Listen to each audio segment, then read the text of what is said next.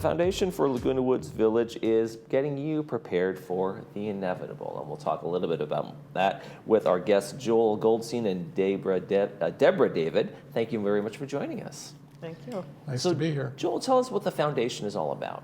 The foundation is a charity, a 501c3 charity. The village is sort of unique in senior communities in having its own charity, and it provides temporary financial assistance to residents of Laguna Woods Village. It does this through the Social Service Department, which vets all the requests for assistance. And the foundation itself doesn't know who receives funds, but the Social Services Department handles that. And in addition to assistance to individuals, the foundation provides support for certain community-wide activities, such as materials for the library for people who are hearing impaired or vision impaired. We've assisted with the vaccine program. We have fall prevention classes that we help facilitate. And the latest one is this initiative that we're going to talk about today. Oh yeah, and so Deborah, tell us about what is exactly Planning for the Inevitable initiative. What is it all about? Well, sooner or later we all face illness, disability, and death, and it's unpredictable, they're uncertain, and being prepared can make a big difference in how you're able to cope with it. So the initiative focuses on the psychological, health, financial, and legal steps that one can take to help prepare for an uncertain future. Do you think people, I mean, in a retirement community like this, do they still have there's an air of denial to the whole idea, even though it's like, hey, we're getting to that point where like you said, the inevitable is coming? Well, many of us drag our heels. I mean, it might be due to superstition. Maybe if I start planning, something will happen, or it's difficult to have that conversation with family members. We just often don't want to think about it. So my family, we had an estate plan forever, but it took us a long time to come up with plans for our own end of life, for our own funerals.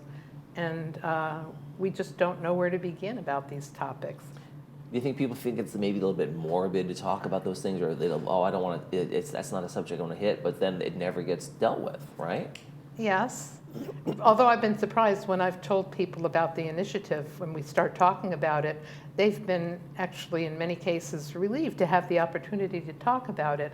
And it's really important to do this for a number of reasons. For one thing, if you make plans, then people know what you want. They can honor your wishes. Right. They don't have to sit around guessing, right? And it can reduce the burden on your family. In a crisis, they don't know, and sometimes family members would disagree or just not know what to do. And if you don't have family members, that gets even more complicated. But if you've got plans, then that makes it easier for everybody else who's trying to help you. Okay. So Joel, what are some of the topics that you're going to be discussing in this program? Well, as you can see from the screen on the slide there, there's 7 topics now and one more in preparation. Each one of these topics involves an interview with an expert about the area of the topic, and these are all available via the foundation website, which the address on the screen there. The first one we talked about was reluctance to plan, which we just mentioned, but it was the third one we recorded. The first one, advanced care directives, has to do with what your wishes are for your medical treatment as you near the end of life. And it's very important to develop such a plan and have it on file with your providers. The second one, estate planning, refers to financial plans, having a trust and wills and so on, and that you usually develop with a lawyer. The reluctance to plan is a frank discussion of the various reasons people may not want to deal with this topic, because after all, it has to do with death, and nobody wants to think about their end, or at least we're reluctant to, for psychological reasons or cultural reasons or religious reasons or familial reasons. And it's a good discussion about what happens there. Even providers are sometimes reluctant to talk about this. Okay. Managing one's digital legacy is a newer topic that Debbie Dobson, who's often appeared on this station, helped us with. We now have a great deal of resources that are on the internet, and the question is what happens to all that material and information after we pass or after we're incapacitated. And this deals with that. Incapacity and estate planning has to do with, even if you're not already passed, you may not be able to handle your own affairs. And so what happens when you're incapacitated, and how do you arrange for what should happen to Power your of affairs? attorney, who's going to make the decisions Yes. for you when you're Right. incapacitated, all those kinds of All things, of those kinds of things. And then avoiding financial exploitation in the later years. As capacities diminish, it's important to not be vulnerable, not to be taken advantage of, not to be scammed. And this is a very good discussion about how not to fall into those traps. And finally, the last one that's already available is planning for the end of the life, whether you want to be cremated, what are your burial arrangements, what cemetery arrangements, what funeral arrangements you wish to have.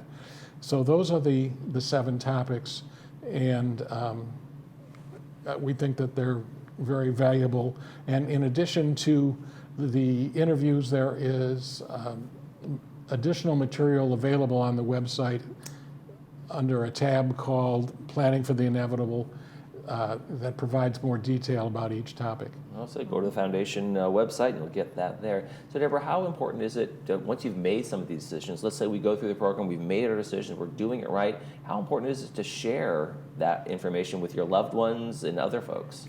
It's critical. I mean, if they don't know what you want or even where to find the information, then they can't they can't follow your preferences. They can't.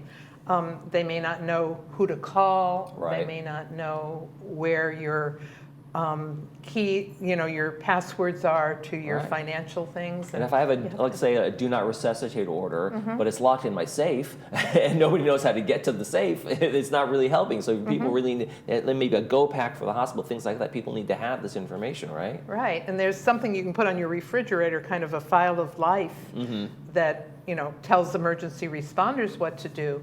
But also, I showed my daughters where the key is to our safe, but what happens if they're not around, or who knows who to call? I mean, our daughters. And especially important, there's a lot of residents here who live alone, or their family members are at a distance. And so they may not have family members. My neighbor has an estate plan, and it's in her second bedroom, and she finally, when I talked to her about this, she finally decided to let me know where it is. I have the code to her garage, so if something happens, I can go in there. But of course, if I'm not around, how's anybody going to know where to turn? Well, folks, it's called Planning for the Inevitable Initiative. It's brought to us by the Foundation of Laguna Woods Village, and you can find their information on the website for more about how you get the information. Look at all the great topics they have there. Thank you so much, Joel and Deborah, for joining us today. Appreciate it. Thanks for having us. Glad to be here. When we come back, we'll be talking to the folks from the Village Music Club and the All Musicians Club. Stay with us.